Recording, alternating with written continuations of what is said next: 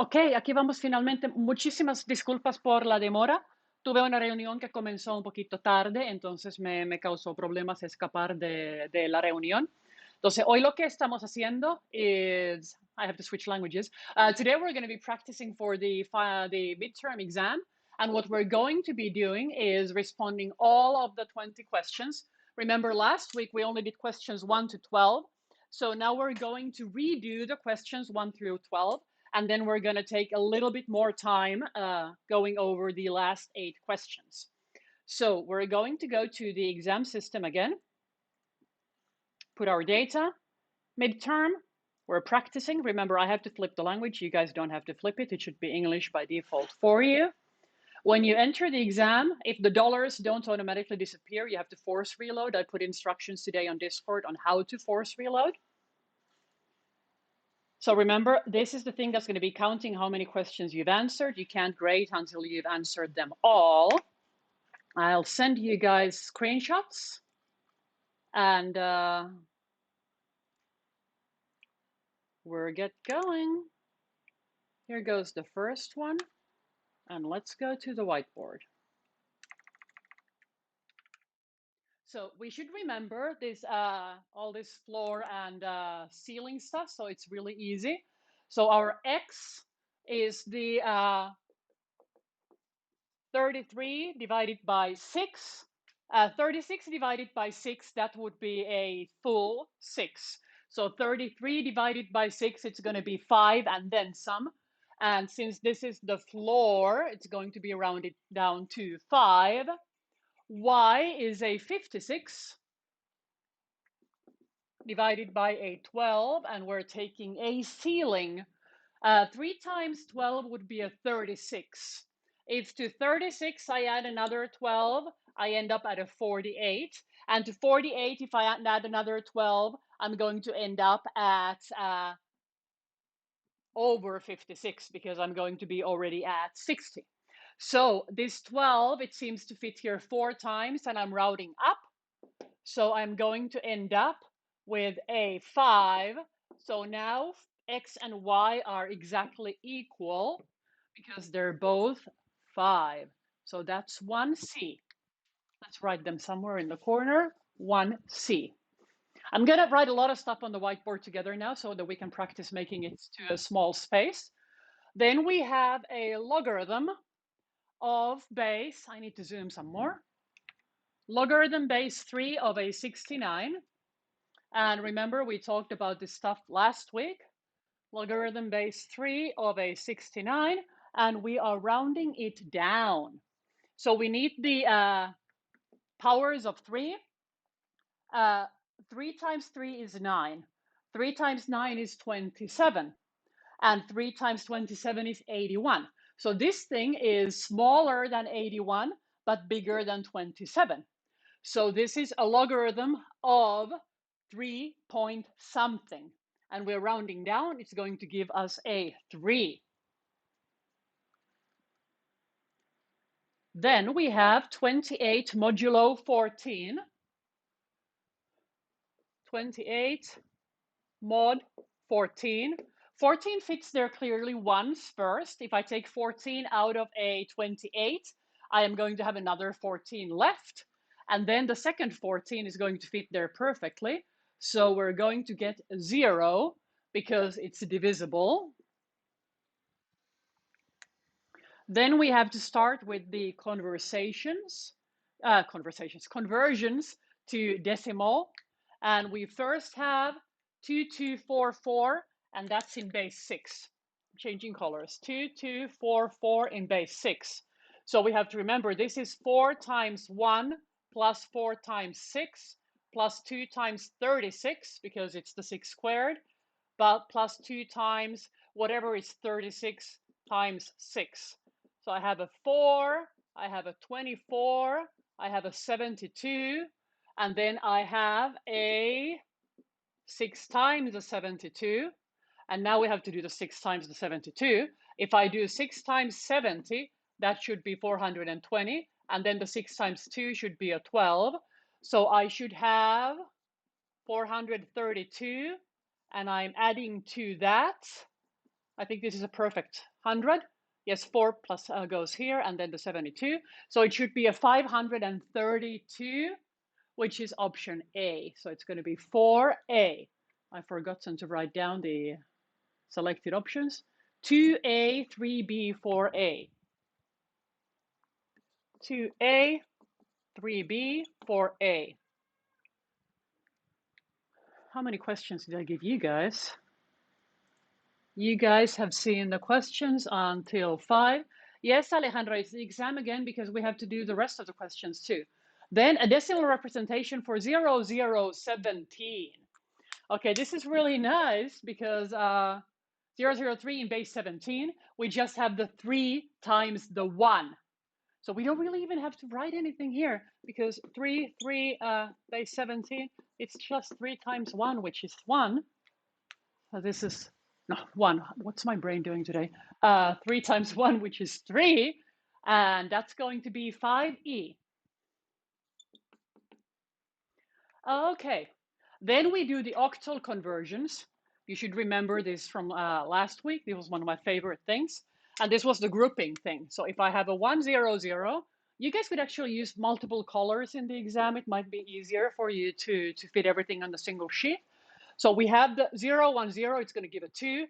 1, 0, 0 is going to give a 4. So we have a 42, which is a 6e. 6e. Then for question 7, we take the 7, 5 octal and we take it to hexadecimal. So the 7 is going to be 1, 1, 1. The 5 is going to be 1, 0, 1. And then I need to group them again, put zeros in front. This one's going to be a 3. This one's going to be an 8 and a 4 and a 1. So it's a 13. And a 13 would be a D because 12 is C, 11 is B, and 10 is A. So we have a 3D, which is 7E. If any of this is like causing you a lot of trouble, remember we're just going over stuff we already saw last week.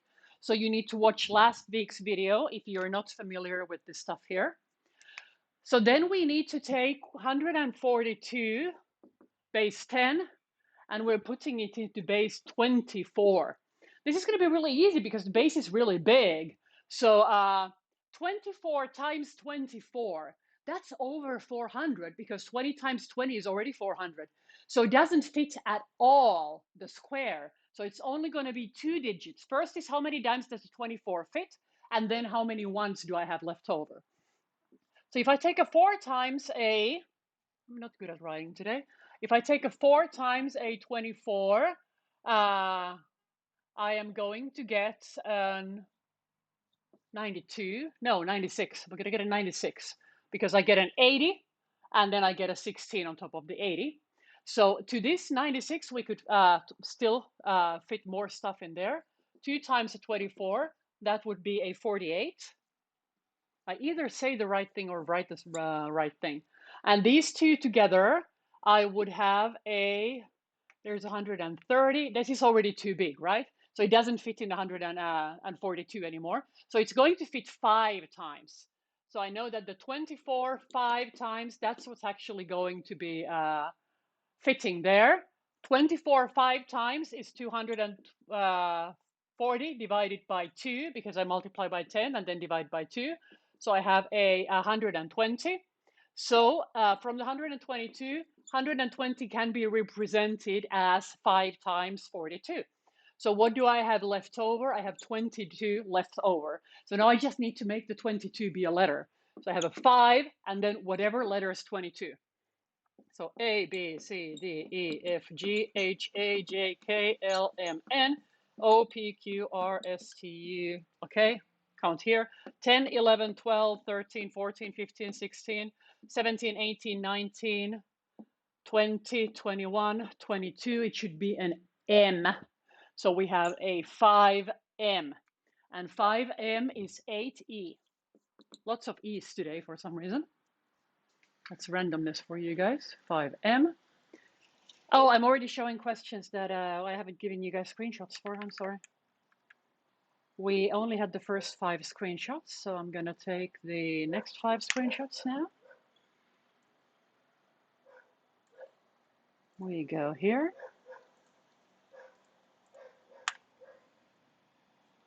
That's the next 5.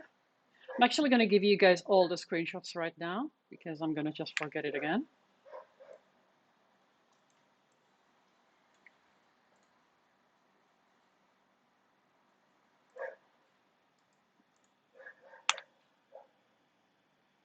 Okay, that goes until 13. Then from 14 to 17. Now remember, 1 through 12, it's just like a repass of something we already did last week.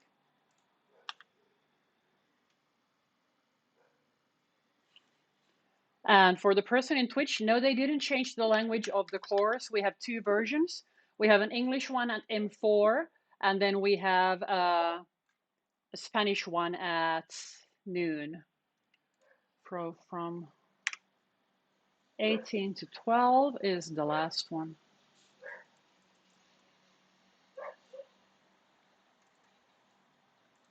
Okay, now you guys have all the questions, so I can't get ahead of myself anymore. And we were working on question 9, the greatest common divisor. We're going to use the algorithm that we learned.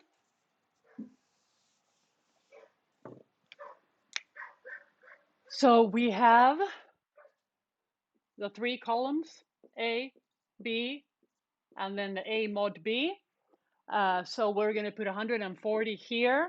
In B, we put the 37, and then we need the residue. From 140, if I start taking away 37s, I can easily take away 3 37s, because 3 times 37 is going to be a 90 plus a 21, so it's 111. So that's really easy to take away from there. But then the next 37 is not going to fit anymore. So 140 minus 111, what do I get? It kind of looks like I'm getting a, no, I'm getting a 29. 29, because if I add the 29 there, so it's a 29. Lovely.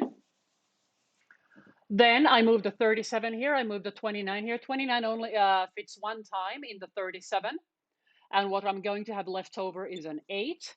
Then I have the 29 and the 8. The 8 fits 3 times here, that's 24. So I have a 5 left over. Then I have an 8 and a 5. It gives me a 3 left over. A 3 and a 5 gives me a 2 left over. 3 and a 2 gives me a 1 left over. Then the 2 and a 1 gives me the 0. So the greatest common divisor is going to be a 1. That's 90. Okay, then we're going to do the Boolean circuit thingies. We're going to draw them. That's the fastest and easiest way to not make mistakes on them. So what I have is a not, and then an A and B. Then I have a XOR with a C and a not D at the end. And I need to make this true with one of these assignments if possible. So let's make the circuit. I have an A, it goes into an A and with the B, then it gets negated, then it goes into a XOR with the C, then that gets negated, and then that goes into an implication with a negated D. Let's put the values in. I have in the first option, A is true, B is true, C is true, and D is false. So let's see what's going on here. This AND gives a 1, the negation gives a 0, the XOR is going to give a 1, which is then going to be negated to 0. This not's going to give here a 1. So it's not raining and I'm carrying the umbrella. I am fine. 10A satisfied the expression. Then the next one, it's the same thing, except we don't have the parentheses. We have to place them according to the indicated precedence. So I have a, I'm writing too small. I'll send you a picture of this, all of this, guys, later. A in XOR with a B, and an implication, and a C, and an OR, and a D. First, we need to use the precedence to put the parentheses. It's telling us to use first the implication, so it's going to be the B with the C first. So first it's going to be B implies C. Then the next precedence, it tells me to use the XOR. So that thing's going to be XORed with the A, and in the very end, that stuff's going to be in an OR with the D. And we need to find an assignment that satisfies this with the options. So I could go with the first one. I have A is true, B is false, C is false, and D is true. So 0 implies 0, that's true. XOR with 1 and 1, that's going to be a 0. And here's an OR with a 0 and a 1. We can actually cut corners here. If D is 1, the thing's always going to be satisfied because it's an OR with a with just the D. So this one's satisfied again with the A, 11A. And remember, in these two questions, you could have more than one correct answer. You only, no, actually, it isn't A, it's B, because A was none. You only pick the option none if you tried all of the other assignments and all of them came false. 13, 14, 15, 16, 17, 18, 19, and 20. Okay, then the part that everybody hates, we're going to do the integer arithmetic now. I have a 32. It's in an OR with a 19 that has to be bit shifted one position. That is in a XOR with a 46. That's in an AND with a 35. That's losing 2 positions from a bit shift. Everything has to go to binary.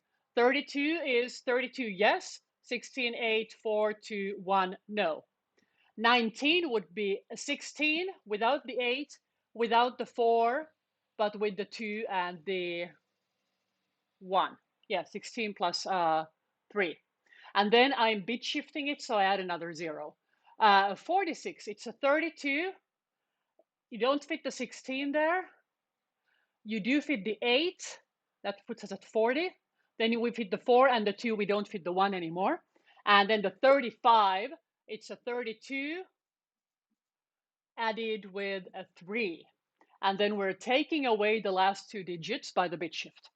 Okay, so now I'm going to make this AND here by moving these numbers here underneath.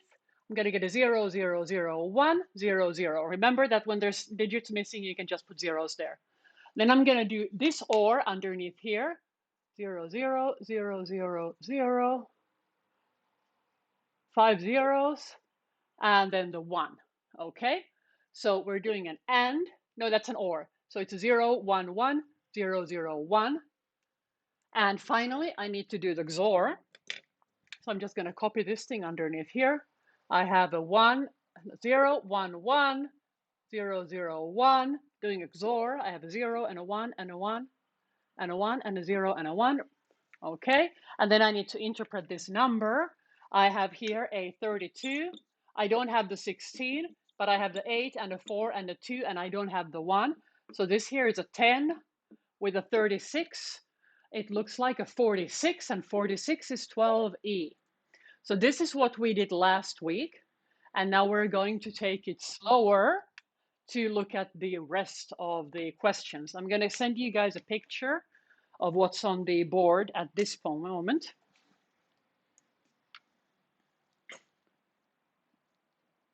As soon as my phone lets me.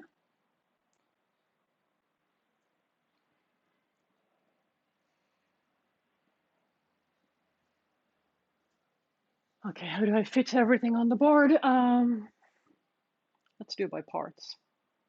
Picture 1. Sending. Then a picture 2. Sending. No, retaking for some reason. Sending. When we're done with the second part, we can go back to any questions you have about this first part. But we cannot, unfortunately, stop now because we need to look at the last 8 questions. We have to, because those are the topic of today. Then, if we have time, after those, we should have time, we can revisit the first 12 questions if you guys want to, and we can discuss the instructions so that everybody knows what to do the day of the exam. So question 13 is really easy. It's what is the cardinality of a set. You just need to know what cardinality means. It means how many numbers are there in the set.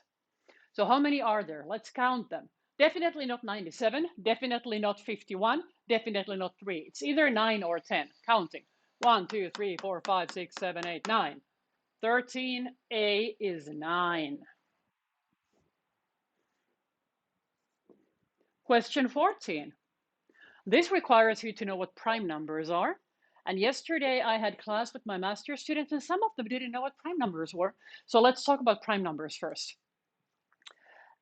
A positive integer greater than 0 is a prime number if it's only integer divisions that you can do, exact divisions, are with 1 and the number itself.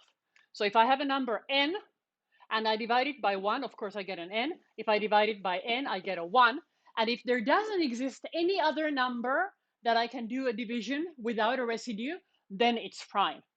So for example, 7 is prime because I can only do it dividing by 1 to get the 7 and dividing by 7 to get a 1. And no number between 1 and 7 divides 7.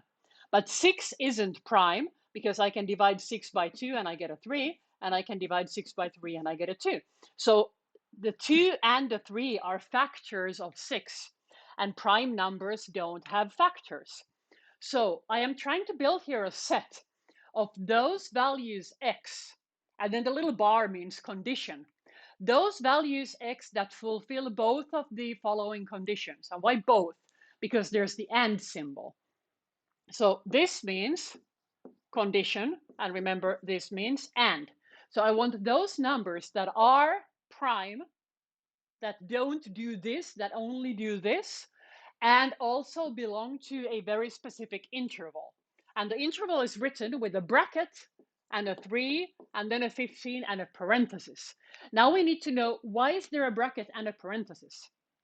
When we express integer intervals, a bracket means that the endpoint is included, meaning anything that's larger or equal to 3, including the 3.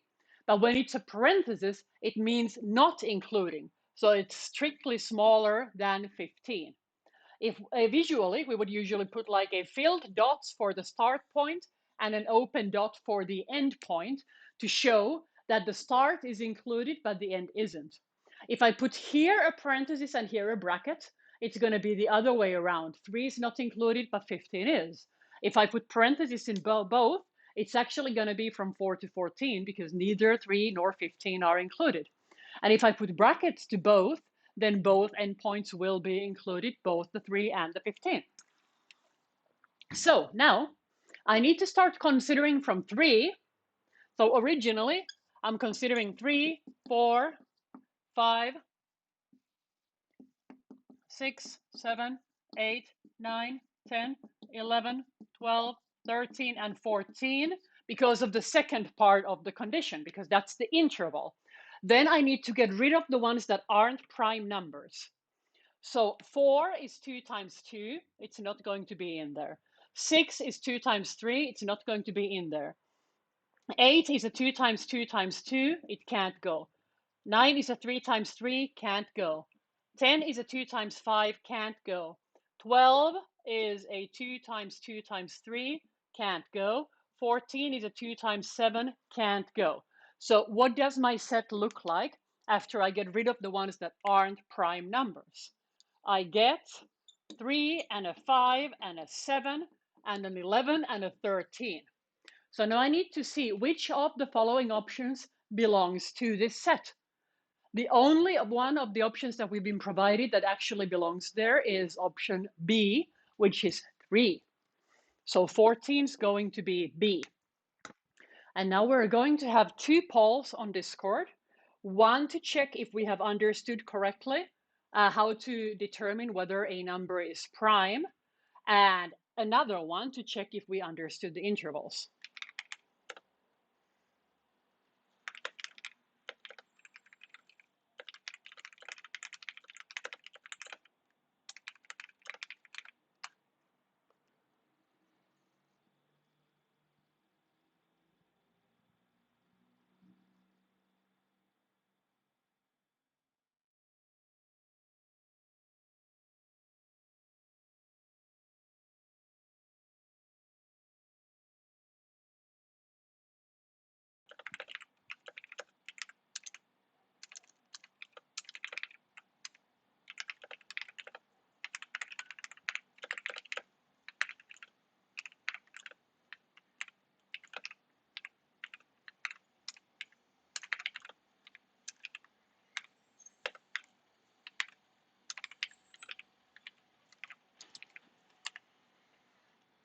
I'm a really clever girl. I played the intro video instead of changing to the computer.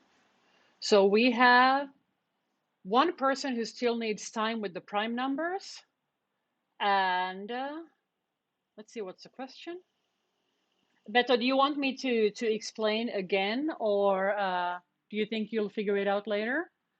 The only way to know if a number is prime, you need to try to divide it by numbers that are larger than 1 and smaller than the number itself. Technically, you could just divide with anything that goes from 2 up to the square root of n. And if none of those numbers divide it, then it's going to be prime. So let's try this. And I won't explain to you why the square root, because that was complicated for my master's students yesterday, and I don't want you guys to suffer. So let's say I need to know whether 15 is a prime number.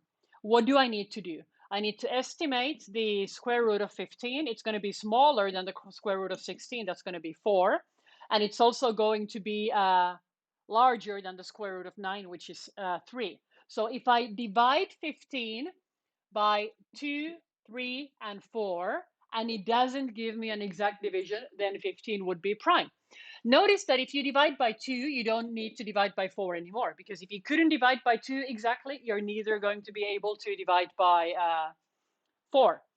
So I need to try to divide 15 by 3. I divide 15 by 3, it gives me a 5. Okay, that's an exact division. So 16 is not, the 15 is not a prime number. Then if I want to try this with, let's say, 17.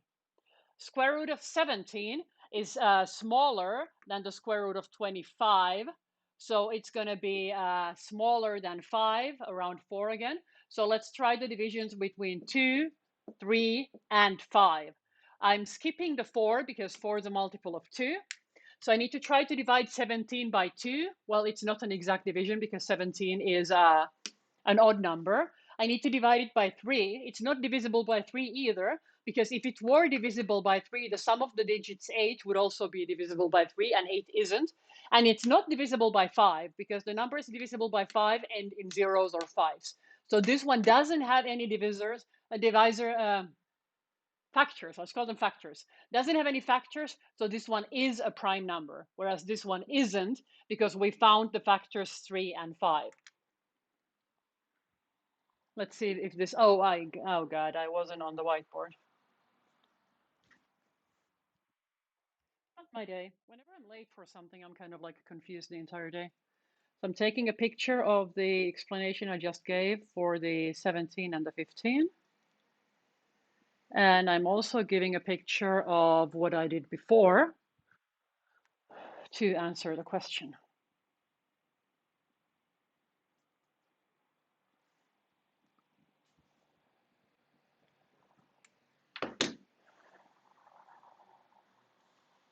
Beto, are we any better?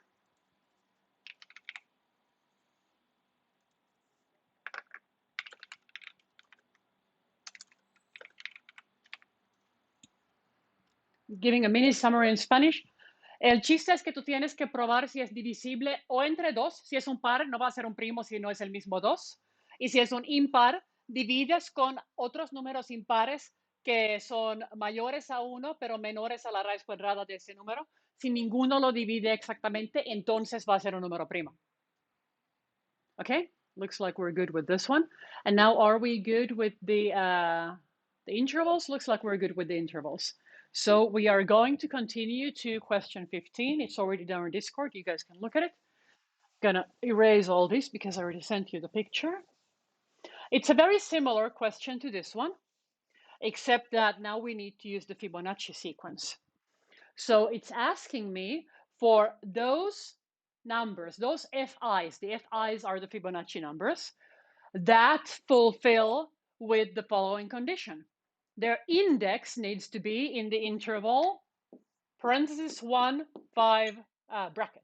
So this means 2, 3, 4, or 5 because it's not including the 1. So now I need to calculate the Fibonacci numbers that have these indices. So Fi depends on the previous two values. When I is equal to 0, Fi is 0. When I is equal to 1, Fi is 1. For any other I, it's going to be the sum of the two previous ones. So I need the index values 3, 4, 5. These are the ones that I'm interested in. For index 6, I don't need it anymore because it doesn't belong in my set. So let's calculate this. 0 plus 1 is 1. 1 plus 1 is 2. 1 plus 2 is 3. 2 plus 3 is 5. Then 5 plus 3 would be an 8, etc. So these guys are the guys that form the set. These are those Fi whose indices are greater than 1 and less or equal to 5. So which of the following numbers is there? This is actually a very easy question to reason because 7 isn't even a Fibonacci number. 0 is, but it doesn't belong to the set because index 0 isn't included. 6 and 4, they aren't Fibonacci numbers either. So even without doing the calculation, if I remember what the Fibonacci sequence kind of looks like, I will know that this is going to be option C, 15C. So let's take another picture.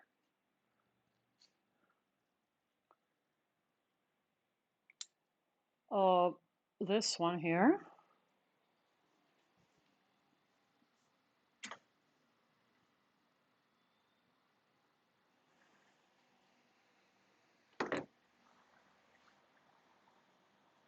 Oh yeah, and if you want to look at this thing I streamed yesterday for the simulation students, we did a lot of stuff with prime numbers in Python. So you could look at that video from yesterday if you're still a tiny bit confused about the prime numbers, or if you're interested on why it's the square root of n, or if you're interested in knowing how to implement this. So all of that happened at length yesterday on Twitch. Okay, so now we have question 16. We have 3 sets. I'm going to draw them. I have a set C. It has a lot of stuff in it. It has an R. I'm going to make uppercase letters so they're easier to tell apart. S and L and a D and an O and a Y and E and a U. So all of these guys are in set C. Then I have a set A. Set A contains SDO. So these guys are in set A. Then I also have a set B. B has REUL. REUL. So these guys here, they are in set B. And I am supposed to be explaining here mathematically what's the most precise description of the relationship within these 2 sets. So first of all, let's look at what these symbols mean. First option is C is B without A. B without A means those elements of B that aren't in A. So a B without A, that's actually B. And B clearly isn't the same thing as C because C is actually the combination of A and B. So C is not equal to B and option A is invalid. Second suggestion is that C would be A intersection B. So what's in common between A and B? There's nothing that's both in A and in B. They have an empty intersection.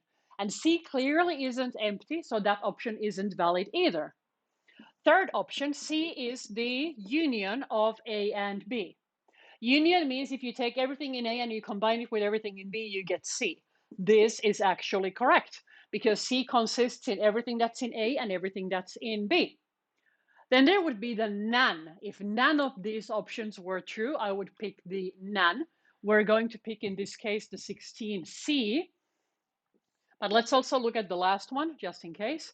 So now C, it's suggested that it's A without B. If I take all of B away from A, well, there's nothing in common, nothing happens to it. C would be equal to A. And as it clearly isn't, that one's false too. So it's not this, not this, not this, it's this one. And since one of them was true, we do not pick none. We only pick none when none of the other options were true. Okay, taking a picture.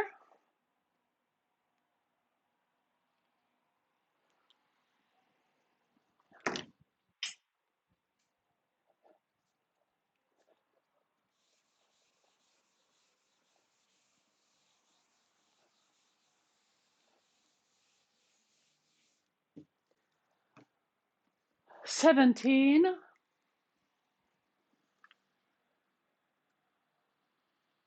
we have another two sets. We have an A that has a lot of stuff in it. I'm going to write them in uppercase again so you can read them better. I have an F and an N and a W. Then I have an O. I have an X. I have a K.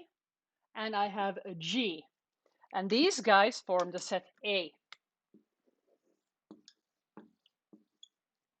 Then I have another set B. It contains F, X, W, and K. So set B contains these guys here. And I need to choose which of the following is the most precise description for the situation. We have options. A is a superset or equal to B. A is a superset for B. We have the then.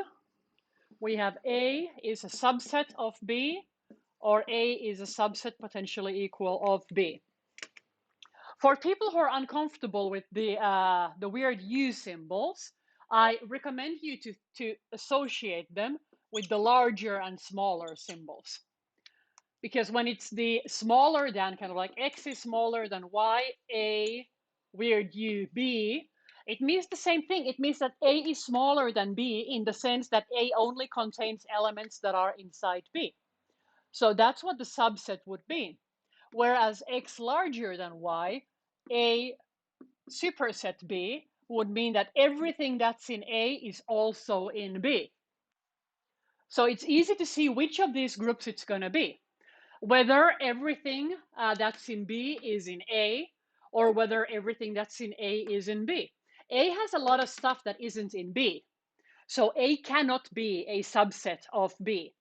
So this cannot be true and this cannot be true.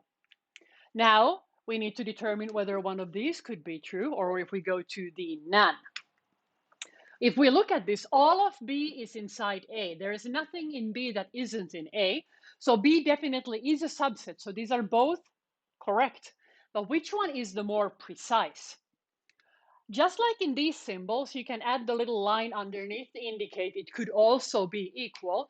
You can do the same thing with the subset and superset stuff. So if you add the line, you're implying it could also be equal. But we know it isn't equal. We know that A has a lot more stuff. So this one, it's technically true, but it's less precise. And the one that we actually want is this one. A is a superset of B, a true superset, because A contains everything that B contains and more. So it's going to be 17B. Let's take a picture and then make a poll.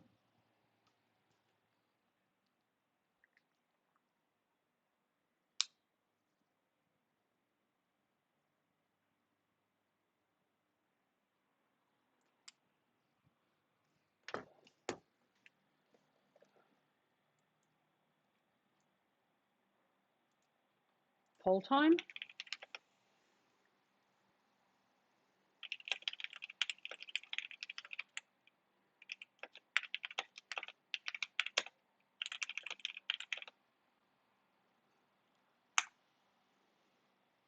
Checking if you guys are familiar with questions 16 and 17, or if we need to revisit something there. We have one confusion. So let's figure out what's causing the one confusion.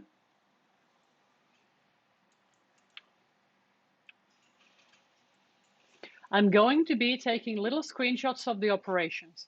If you understand what that symbol means, put the green reaction to it. If you don't understand what it means, put, like, I don't know, stop sign, question mark, poop, whatever. Do we understand what this means? B without A. I'm going to add the first reaction because I understand.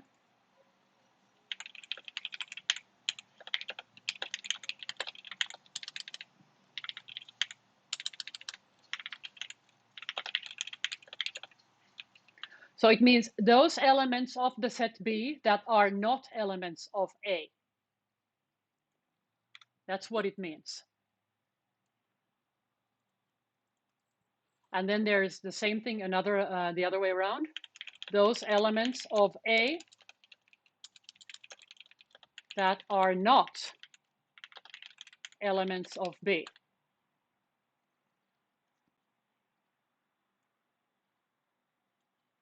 Okay, so Jair only has a question about why the answer is B and not A. Okay, let's try those symbols then too. So this symbol here, it means all of B is in A, but there is also other stuff in A. That's what it means. This other, oh man, I picked page up instead of screenshot, sorry. The other symbol, it means a different thing. It means all of B is in A and there might not be anything else.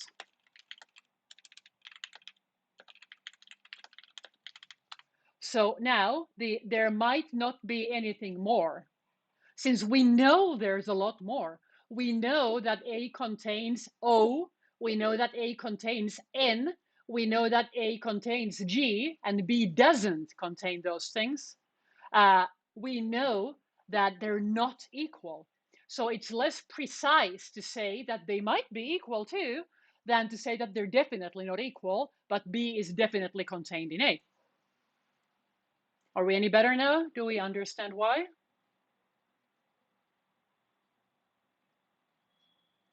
So we gain new information by not putting the equal sign when we know that they are in fact not equal.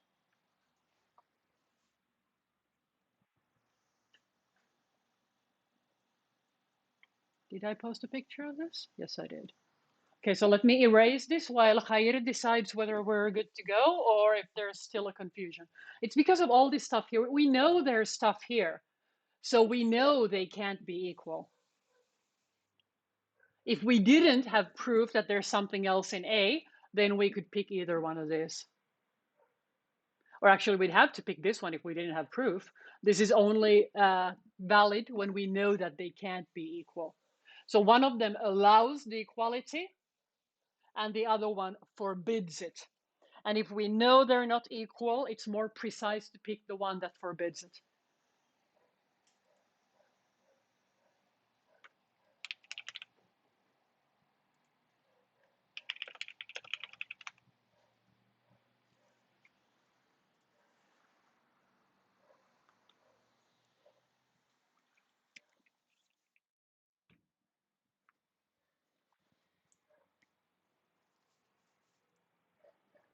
Waiting for a good to go from Jair. You need some time. Let's do it again. I'm going to draw it. Okay, this is set A. If this thing here is my set B, now B is not a subset of A because there's stuff in B that isn't in A. Make another picture. This is A. B lives inside of A. Now, B is a subset of A. And if there's something here that isn't in B, then it's only a subset. It's not possibly equal. Because if I write B subset equal A, it means that either B is the same as A or B is a subset of A. That's what it means. It means one of the two things. And in the thing we had in my question just now, we knew that this one was true. We knew it. This one was true here. And we knew that this one was false. So it's more precise to say just this thing than to say that either one of them could be true. Because they can't both be true. We know that there's something in A that isn't in B. So it's impossible to say that B might be equal to A. It cannot possibly be equal to A, so it's imprecise to allow for the supposition. Lo mismo en español. La bronca acá es que en nuestro caso, todo B está en A. Entonces, esto es completamente cierto, todo B está en A, pero nosotros sabemos que hay cosas en A que no están en B. Y si hay cosas que están en A pero no están en B, entonces no es cierto que A y B fuesen iguales. Entonces, elegir esta opción es impreciso en comparación con el otro, porque te permite la igualdad y nosotros sabemos que no son iguales. Entonces, contemplar una igualdad que sabemos que es falso nos quita precisión de la expresión matemática. La opción más precisa es aquella que excluye. O sea, no estoy preguntando cuál de los siguientes es válido. Los dos son válidos. Estoy preguntando, si ves la pregunta, ¿cuál es el más preciso? Y el más preciso es aquello que impide la igualdad. Sacando otra foto.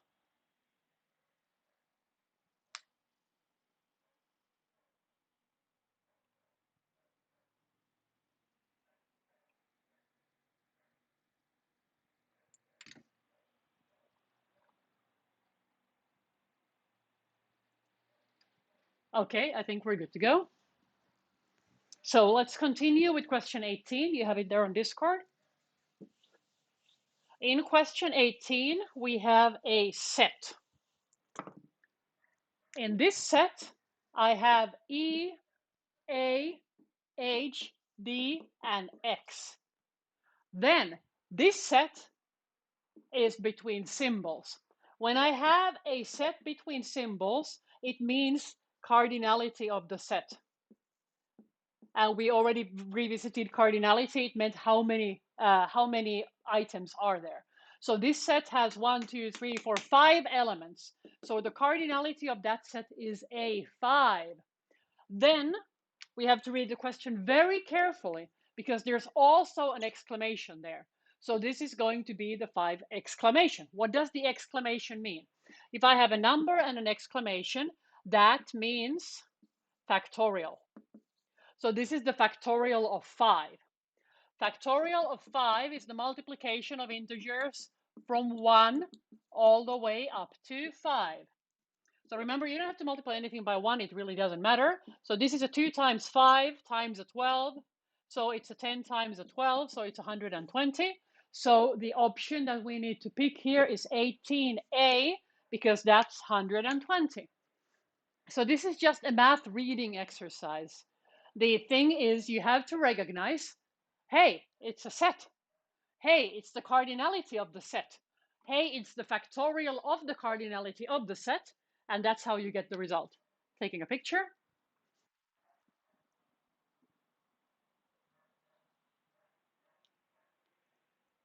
It's kind of shaken. Taking another.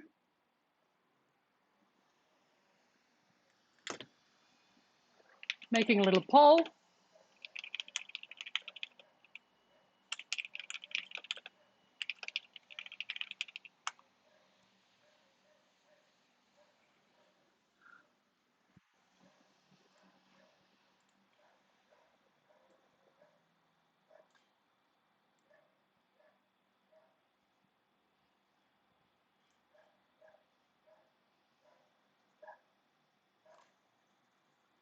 Looks like we're good. We have 2 more questions. I'm erasing this one.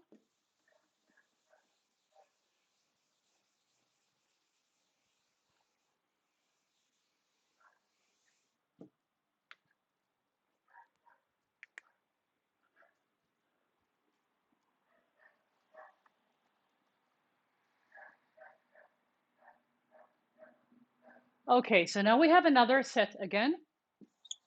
We have a J with an N and a G and a T. Now that set is set as a power to 2. And then that thing has the cardinality symbols. So again, we just have to do a math reading exercise. This means that I want the set of all subsets, the power set of this set here. And we know that the power set conjunto potencia of A, that's going to have a cardinality that is 2 to the power of the cardinality of A. So I don't really need to generate all of the subsets if I have this knowledge. We talked about this in class, and I'm going to link an example for those who forgot conjunto potencia. So knowing this, we now know that I need to take the cardinality of this thing. It's a 4, so that's going to be 2 to the 4th power, which is going to be a 16. And 16 is going to be 19c. 19c. And for the explanation of why the power set ends up being a power of 2, we have another example. I'll link it for you guys. If we go to the discrete math, huge discrete math, we go to the study material, we go to the examples, and we go all the way down to the combinatorial stuff. There's an explanation that I can't possibly link.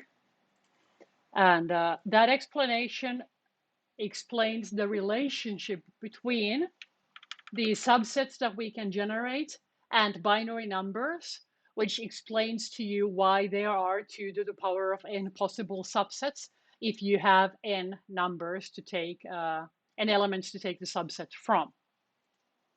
So let's make another poll here.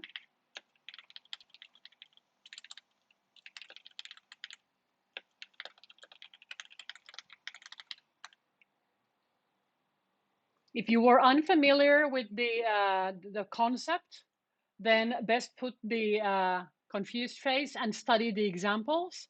Because if you don't understand the concept, you're not going to understand the question either.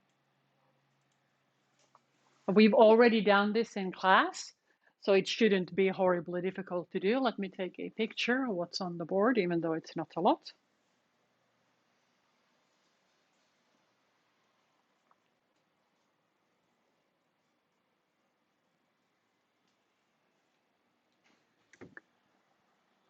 Okay, and the last question. The last question is, let's go back to the whiteboard before I forget. We have a binomial coefficient.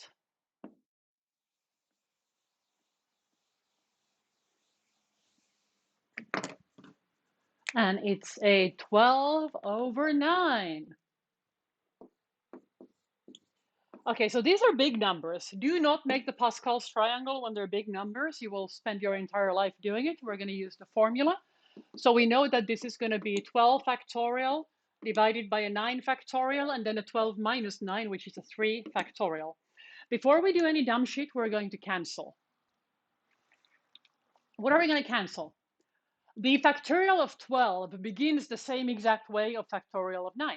The same exact way, 1, 2, 3, 4, 5. So we're going to cancel all of that since it's a product and a division. So up we're going to be left with a 10, an 11, and a 12. And underneath, the only thing that's left is the 3 factorial because I canceled out the entire 9 factorial. Okay, so I have a 10 and an 11 and a 12, and here I have a 1 and a 2 and a 3. We're still not going to move on before we actually cancel things out, because what I have here is a 10 and an 11, and then I have a 12. A 12 is a 2 times 2 times 3. And here I have a 1, 2, 3. 1 doesn't matter. Let's stay with the 2 and the 3. We can cancel again. I can cancel this 2, 3 with this 2, 3. So they leave. So now I have a 2 times a 10 times an 11. My life is very easy now because it's going to be a 220. So if you avoid the temptation of doing premature calculations, your life will be very easy. If you try to start by calculating the factorial of 12, your life will be extremely uncomfortable. Let me take a picture.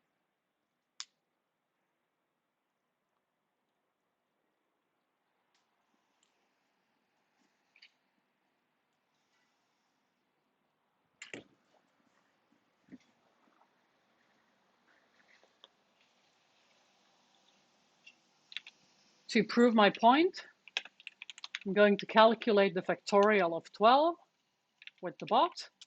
I'm also going to calculate the factorial of 9. So extremely confused people would try to divide the big number by the rather large number. Please don't do that. I can also use the bot to calculate the actual value here. So Uli says, why do I need a 3 factorial? If we look at the definition, I'm going to link the example for the binomial coefficient. The binomial coefficient by definition, and the definition is actually explained in this example that you can look at, we're going to have to take the factorial of n. Then we're canceling out all the duplicates of the selections and all the duplicates of the exclusions in all of their combinations. And now we had n equal to 12, k equal to 9, so n minus k will be a 3. Let's check if we're good with this.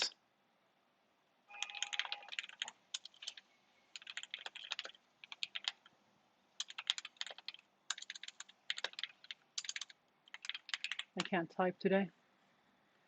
So now we have answered all the 20 questions.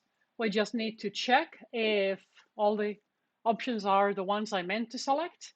We have 1C, 2A, 3B, 4A, 5, 6, 7 are E, 8's also an E, then 9's a D, 10's an A, 11's a B, 12's again an E, 13A, 14B, 15 and 16 are C's, B's 17, 18A, 19C, and 20C. So we should now get 20 points. And I am going to save this as PDF so you guys can have it. Remember that on the day of the exam, save yours in PDF when you've graded, because if I die or something bad happens to my computer, you're going to want to be able to prove that you actually took this exam. So everybody seems fine. So what I am going to do now is we're going to stop streaming. I am going to go to the voice channel here on Discord, the one that says Clases de Elisa. If you're confused about any of the exam questions, if you're confused about any of the first 10 homework questions, assignments 1 and 2, and if you're confused about the instructions for the exam, it's very important you come there and you ask me, because next week it's a holiday on Thursday. So next week we are not going to have a class. And then the next time I see you guys, it's going to be on the Wednesday of the following week, when you are already taking the exam. So it's very important that if you don't have 20 points of the homework, and if you can't get 20 points on the practice exams, you need to come to the voice channel with me in about 2 minutes. I'm going to first post the link to the Twitch session.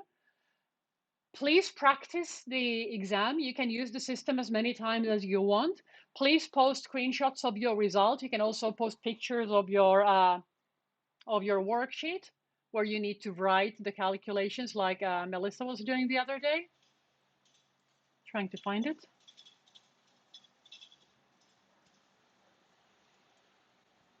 This one here, to show other people how you're working this. Remember, you can only use one single sheet of paper, so you really need to learn to accommodate the calculations.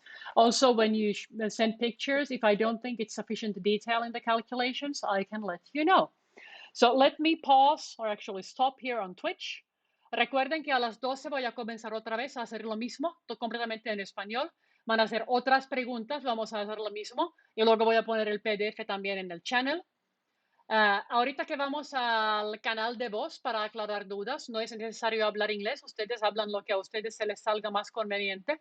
Lo importante es que nadie tenga dudas de las primeras 2 tareas, nadie tenga dudas de las preguntas de medio curso y nadie esté confundido sobre las instrucciones del examen. No tenemos tiempo el día del examen de estarnos equivocando. Todos tienen que saber qué es lo que tienen que tener, qué es lo que tienen que hacer y qué es lo que se permite. Una sola persona pendejeando va a frenar a todos fácil 15 minutos y luego batallamos para terminar a tiempo. Entonces, por favor, no sean la persona quien complique la vida a todos. Lean y entiendan las instrucciones. Cualquier cosa confusa, o vienen al channel de voz ahora o me preguntan antes del día del examen en el chat, en el channel de discretas. Porfis, nada de mensajes privados y no, no puedes presentar el examen a ninguna otra hora. Necesito que los M4 comiencen a presentar entre 9:30 y 10:30. Necesito que tengas tu credencial, no tiene que ser la física, lo puedes sacar desde hace. Necesito que me mandes fotos de tus apuntes, de otra forma no es posible presentar. Y necesito que te hayas registrado en la página de resultados. No voy a tener claves de acceso para ti si no lo has hecho. Entonces, si no has hecho ninguna tarea todavía, hay que ponerse a jalar. Ahorita les veo en el channel de voz.